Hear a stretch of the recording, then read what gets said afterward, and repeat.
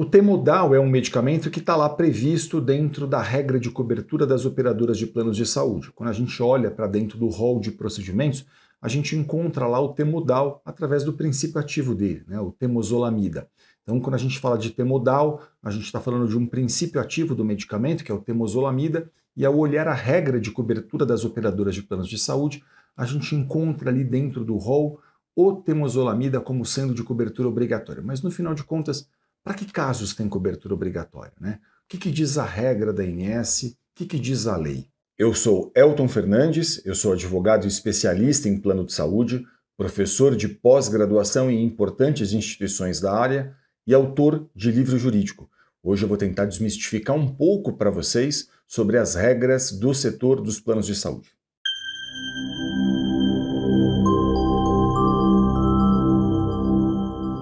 Olha, como esse é um medicamento oncológico para uso oral dos pacientes, esse medicamento a ANS entende que ela tem que incorporar e ela incorporou então esse medicamento, mas a gente vai ver para quais situações ela determinou a cobertura desse medicamento. Vamos lá.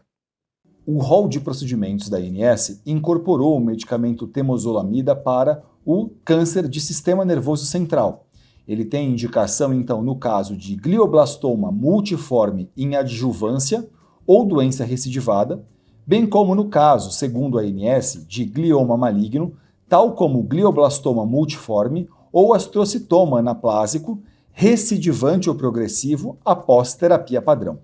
Olha, essa então é a regra da ANS, a Agência Nacional de Saúde Suplementar. Essa regra está definida dentro do que a gente chama de Resolução Normativa número 465 de 2021. O que faz a ANS? Ela incorporou esse medicamento, como a gente viu, para essas específicas situações, de forma que, se o caso está em acordo com essas situações especificamente, a operadora de plano de saúde, segundo o entendimento da ANS, está obrigada a fazer a autorização. Qual que é o prazo para que a operadora de saúde faça a autorização disso?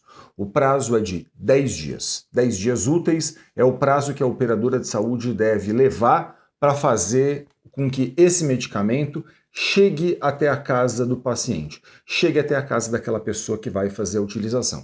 De forma que, se o caso está em acordo com esta regra da ANS especificamente, se a operadora de saúde recusar, o que seria adequado e ideal seria você fazer uma reclamação dentro da própria ANS. Por quê? Porque a ANS fiscaliza as regras que ela editou. E aí, claro, se está em acordo com a regra dela, ela vai ter que fazer a fiscalização disso. Isso pode levar tempo, claro, mas você tem esse direito, essa prerrogativa de fazer isso.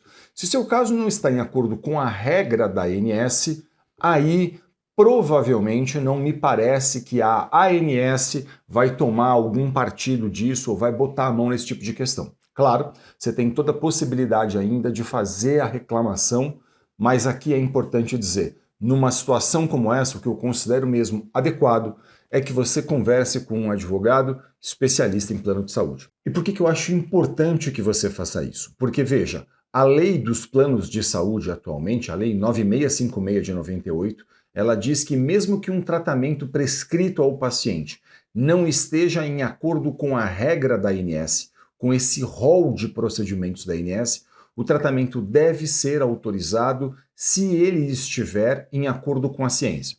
Então veja o que acontece muitas vezes. O médico participa de congressos, ele lê publicações científicas, ele pode olhar, por exemplo, para o que outras agências de renome internacional, como a FDA, a Europa, por exemplo, fazem ali a indicação de estudos que corroboram a indicação técnica dele. Olha, esse medicamento serve para os casos tais. E aí, claro, esse profissional preocupado com o paciente, ele quer fazer uma prescrição que está em acordo com a ciência, mas que não está em acordo com a regra da ANS que a gente viu anteriormente. E aí, o plano de saúde recusa o fornecimento disso, porque as operadoras de planos de saúde ainda entendem, majoritariamente, que elas só devem custear aquilo que está dentro dessa regra da ANS que a gente leu. Então, existe um descompasso entre o rol da ANS, muitas vezes, e a ciência. E existe um descompasso também porque a operadora de plano de saúde, ao invés de cumprir a lei, ela cumpre exclusivamente o critério que está dentro desse rol de procedimentos da ANS que a gente leu. E aí? O que fazer numa situação como essa? Nessa situação, um advogado especialista em plano de saúde vai poder analisar o seu caso e ele vai poder, então, a partir dessa análise, entender o seguinte: se está em acordo com a regra da ANS, ele pode, ele mesmo, inclusive, ajudar você a formalizar a reclamação dentro da ANS. Essa é uma prerrogativa que o advogado tem, que esse profissional possui. E aí, claro, se não estiver em acordo com a regra da ANS, ele vai ter que entender o caso, analisar se é, por exemplo, a situação de mover eventualmente uma ação judicial contra esse plano de saúde, a fim de buscar no Poder Judiciário a cobertura desse tipo de tratamento. Okay? Então, essa é uma possibilidade que o advogado possui. E claro, você deve estar perguntando, mas será que se eu tiver, por exemplo, que mover uma ação, como é que isso funciona? Né? Como é que seria isso na prática? Isso não vai levar muito tempo? Deixa eu explicar um pouquinho para vocês essa questão.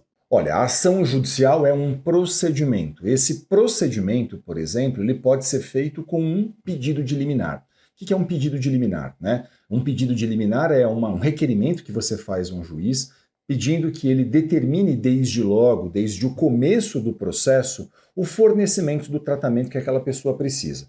Então, por exemplo, se você demonstra para um juiz que existe um direito e uma urgência, o que o juiz pode fazer? Ele pode determinar desde logo o fornecimento daquilo que você está fazendo o pedido. Então, ele olha para o caso, ele sabe que um processo vai ser longo, e bem porque o juiz sabe que um processo vai ser longo, muitas vezes ele vai poder dizer o quê? Olha, estou entendendo que nesse caso, esse beneficiário aqui ele não pode esperar o final do processo para poder usufruir desse direito. Então, entendendo que existe direito e que existe urgência, ele pode, então, determinar essa liminar. Ele pode conceder essa ordem liminar a fim de que a pessoa possa usufruir desse direito logo no começo do processo. Ele pode fazer isso a qualquer momento. A qualquer momento da ação judicial, mas é mais comum, por exemplo, que haja essa análise desde logo, desde o começo, a fim de que, demonstrando que existe direito, demonstrando que existe urgência, que seu caso está em acordo com a lei, que o relatório médico faz a indicação clara de que há uma urgência, de que o caso está em acordo com a ciência, por exemplo, ele possa, então, fazer a determinação disso. E note, esse processo hoje, em todo o Brasil, é inteiramente eletrônico. Então, assim, do Oiapoque ao Chuí, não importa onde você esteja, um processo judicial é inteiramente eletrônico. Imagina que você mora na cidade de São Paulo e você vai conversar com um advogado de São Paulo. Esse profissional vai mover uma ação judicial eletrônica. Hoje existem até audiências que são feitas de forma eletrônica, embora nesses processos especificamente que envolvem plano de saúde, é incomum que haja a necessidade de uma audiência. Pode haver a necessidade de outras questões, outras provas dentro do processo, mas audiência, participação de audiência, não. Em geral, isso não é feito, mas, claro, é sempre muito importante que você converse com um profissional especialista em plano de saúde, a fim de que esse profissional possa analisar as particularidades do seu caso, entender se cabe ou não, qual o caminho vai percorrer, se entender que cabe, e esse profissional vai poder orientar você em acordo com as especificidades do seu caso. Você vai poder dizer para mim eventualmente, mas eu não conheço ninguém que seja especialista nisso. Veja, deixa eu falar uma coisa para vocês. Hoje, essa consulta com o seu advogado pode ser feita até de forma online. E eu tenho muito orgulho de dizer para vocês que em todo o Brasil, nas pós-graduações em que eu leciono, a gente forma profissionais cada vez mais capacitados, especialistas nisso, capazes de olhar profissionalmente para uma questão como essa, capazes de fazer uma análise cuidadosa de um caso, a fim de poder entender quais são as possibilidades que a gente tem, quais são os caminhos que vão ser percorridos. Então, se você não conhece um profissional aí da sua cidade, por exemplo, você pode buscar isso pela internet, fazer isso online com um profissional, não tem problema nenhum, até porque, como eu mencionei para vocês, um processo que eventualmente tenha que ser movido um processo, essa ação será eletrônica, tudo correrá eletronicamente. Então, não importa se você está numa cidade e seu advogado está na outra cidade, se você está num estado e seu advogado está muito distante de você, porque tudo isso pode ser feito hoje de forma online,